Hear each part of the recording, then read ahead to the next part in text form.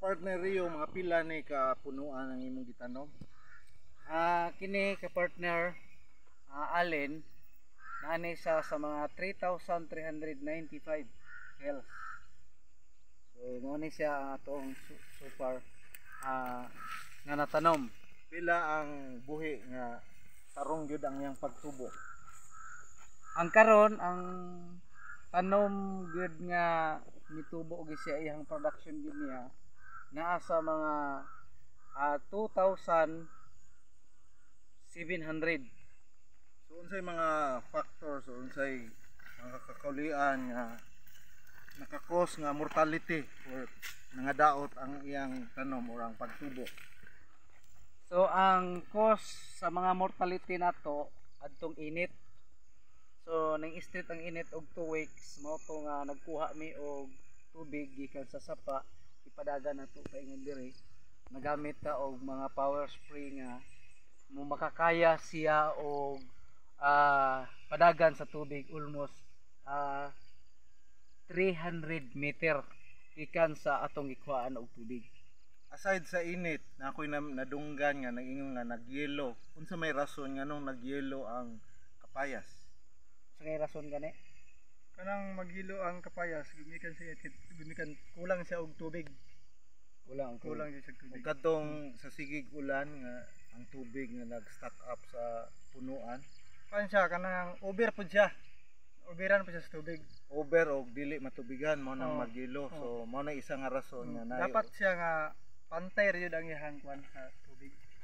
So ang sa kapayas man gud kining ka-partner Allen kinahanglan balancing siya. Tama-tama ang tubig, tama-tama sad ang init. Dili siya kinahanglan nga over ka init, dili pud siya kinahanglan nga over sa tubig. Example, doon na pa jud tay lain nga mga sakit. Inani nga mga sakit ka-partner Allen. Example kini. So gakulot siya. Ka-partner Allen, kita nimo ni. So among imo ani siya. So ato makita karon dia na may mga kulot dia. Among ginahimo ani. So ang mga punggos ni. Ang punggos dili na to makita sa tong mga mata. Matingala lang ta ngano nga nagsakit na siya. Aside sa mga fungus, unsay insekto nga angay natong bantayan sa kapayas? Like for example kanang mga aphids. So ang aphids, white fly, mao na siya ang grabe kaayo nga maka-cause og sakit sa kapayas, mamatay gid siya na bisan unsa nga tanom, maprutas og unsa nga klase ka prutas. Ang kanang mga white fly. Ug uban pa mga daghan klase nga mga insekto nga kinahanglan nato og so kini ang atong ginagamit ani karon lanit, nagamit mi og lanit nga fungicide. So muna among ginagamit, the same time nagtunaw mig puradan. So muna among ginagamit. Sample mangita ta. So mao ni siya. Then kini niya pod mao ni siya ang atong gagmay pa nga mga seedling nga atong tanom nga reject. So nakita na to nga medyo ni productive siya. Kay almost 2 months and 9 days. Ano yung ginagawa? So kadtong nadunggan ako ang i-mention ni Gaga nga kuan, partner Gaga nga ang ants usab makadaot sa tanom maong kinanglan gunahon og ipalayo ang mga sagbot kay kuan ko no ang mga ants makadaot sa day ang mga ants. Yes. Ang ants usa sa mukaon sa mga udlot. Kanang mga linghod pa kayo nga mga kuan niya, like example kini. Dire. Kauno ni siya sa ants. Kini. Iyang udlot. So, muna nga kinahanglan siya hinluan kay ang mga ants dili sila moduol pag hinlo ang punuan sa kapayas.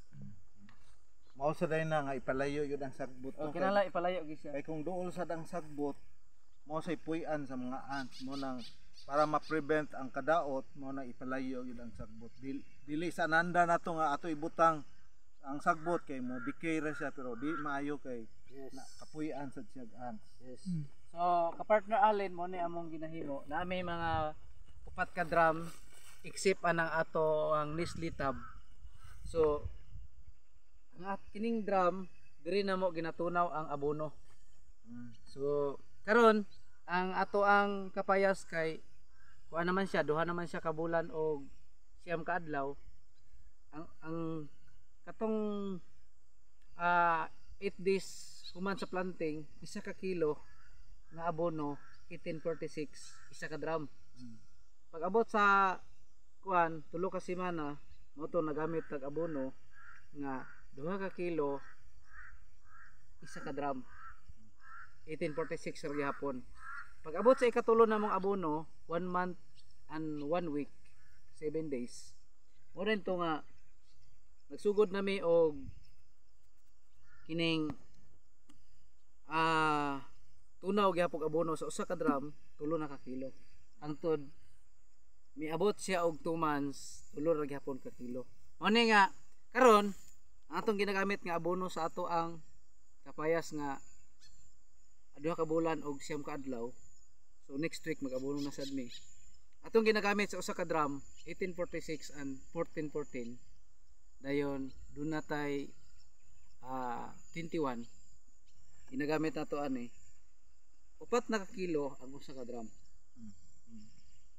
So mo na so far ang mga gipanggamit nimo nga fertilizer para Yes. sa spray nimo sa mga tanom. Yes. So far na kay mga laing suggestion nga aside sa ana nga pang-mention nimo nga fertilizer nga magamit sa ganahan sad mo apply. At the same time, most especially sa growing sa atong kapayas, standard na to sa atong kapayas karon. Ang atong kapayas nagkinahanglan na siya og potassium like potas and urea. Kay nagbulak naman siya. So ang potassium mao na siya ang kanang putas mao na siya ang mopalig-on sa iyahang bunga. Dayon ang urea mao na siya ang mopadako sa bunga.